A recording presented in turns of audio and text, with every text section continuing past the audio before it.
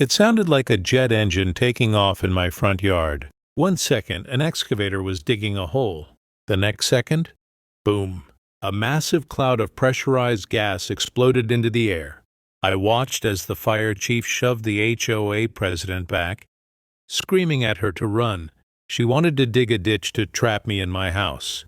Instead, she turned our entire neighborhood into a ticking time bomb. This isn't just a story about a bad neighbor. This is a story about criminal negligence. When an HOA president decides she knows better than the city engineers, people almost die. Quick question. If an HOA orders illegal construction that endangers lives, should the board members go to prison? Yes or no? Leave your verdict in the comments below. And please hit that subscribe button and the bell icon. We are exposing these tyrants one story at a time. Now, let's go back to the beginning. John was a retired heavy machinery operator for the Army Corps of Engineers. He spent 30 years building bridges in war zones. When he retired, he bought his dream truck, a Ford F-250 Super Duty. He called it the Beast. To you and me, it's just a truck. But to John, it was his trophy. He washed it every Sunday. It was parked perfectly in his wide concrete driveway. He never parked it on the grass. He never blocked the sidewalk. He followed every rule. Oakwood Estates looked like paradise. The grass was always 2 inches high. The fences were all white. But silence can be deceiving. The neighbors weren't quiet because they were peaceful. They were quiet because they were terrified. They were terrified of one woman. A woman who measured garbage cans with a tape measure. A woman who patrolled the streets at 2 a.m. with a flashlight. Her name was Linda, but everyone called her the Warden. Linda had been the HOA president for 15 years. Why? Because no one else wanted the job. She treated the neighborhood like her personal kingdom, and she hated, absolutely hated, pickup trucks. To Linda, a truck meant working class. It meant dirty. She wanted Oakwood Estates to look like a European villa, not a Texas ranch. When John moved in with the Beast, Linda took it as a personal insult. It started subtly. A letter on Tuesday. Vehicle is visibly an eyesore. A letter on Thursday. Truck is too large for the aesthetic of the community. By Saturday, John had $500 in fines. John read the bylaws. He highlighted the section that said, "Commercial vehicles are banned." He smiled. His truck wasn't commercial. It was personal. He drove to the grocery store in it. He politely mailed the highlighted bylaws back to Linda. Linda didn't like being corrected. She showed up at John's door at 7 a.m. on a Saturday. She didn't knock. She pounded. "Linda, you think you're smart? That monstrosity doesn't belong here. Park it in the garage or get rid of it." John remained calm. "Linda, my truck is too tall for the garage, and it's parked legally on my driveway." "I'm not moving it." Linda's face turned red. She whispered something that sent chills down John's spine.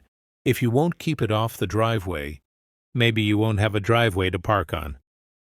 John didn't know what she meant. He thought she would try to tow it. He installed security cameras that night.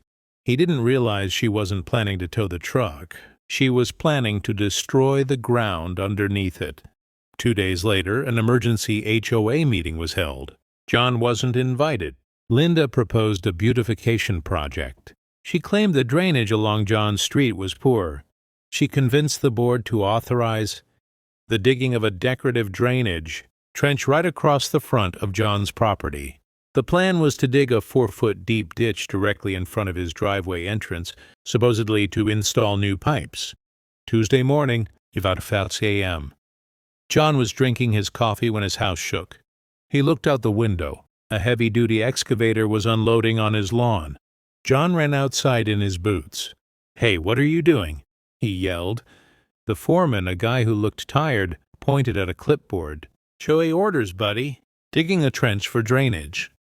John stood firmly in front of the machine. "You can't dig here. This is private property access." "And did you call 811? Did you get the utilities marked?" For those who don't know, before you dig anywhere in America, you legally must call 811 to mark underground gas, water, and electric lines. It's the law. The foreman scratched his head. The lady said she had the permits. Said it was all clear. Then Linda marched up, sipping her tea. Move out of the way, John. We are improving the neighborhood. If you obstruct this work, I will have the police remove you. John looked at her. Linda, you didn't mark the lines. I know for a fact the main city gas feed runs right under this strip. You hit that and we all blow up. Linda laughed. A high-pitched, mocking laugh. Oh, stop being dramatic. You just don't want your ugly truck blocked in. Officer! She yelled at the foreman. Dig! I pay your salary, not him. Dig right now! The foreman hesitated, but money talks. He climbed into the cab. He turned the key. The engine roared to life. John knew what was coming. He didn't fight. He didn't scream. He simply backed away, pulled out his phone, and dialed 911. Dispatch, I have an unauthorized excavation occurring at 405 Oak Street. They are about to strike a high-pressure gas main. But it was too late for police to stop it. The metal bucket of the excavator raised up and slammed down into the earth. The first scoop was just dirt. Linda smirked. See? Nothing, she taunted. The operator went for the second scoop. He dug deeper. Then everyone felt it. A metallic crunch, followed immediately by a sound that no construction worker ever wants to hear. A high-pitched, deafening hiss. It wasn't a small leak. They had sliced the 4-inch main distribution line for the entire block.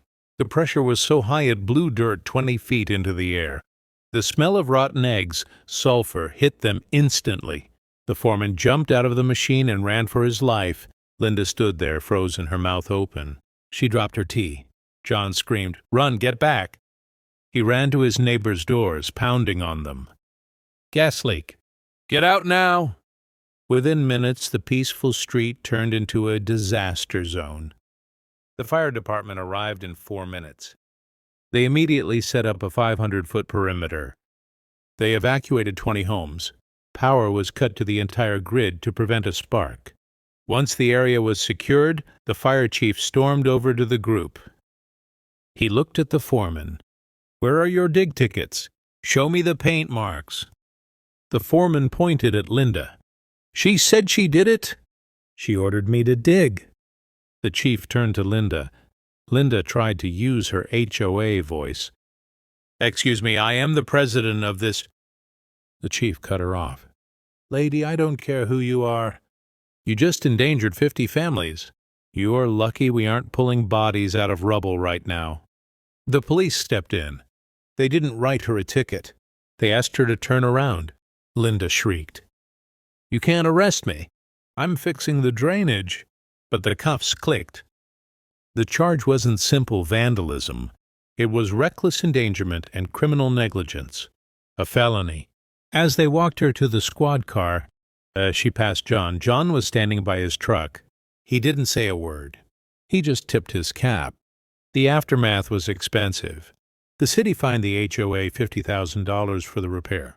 The HOA insurance refused to cover it because the act was illegal. So the board members had to pay out of pocket.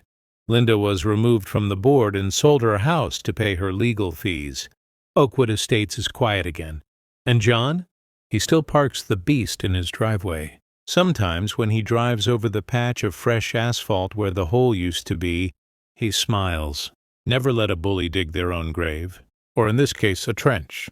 If you enjoyed this justice, please like the video. Subscribe for more stories like this. Thanks for watching Voices of Freedom.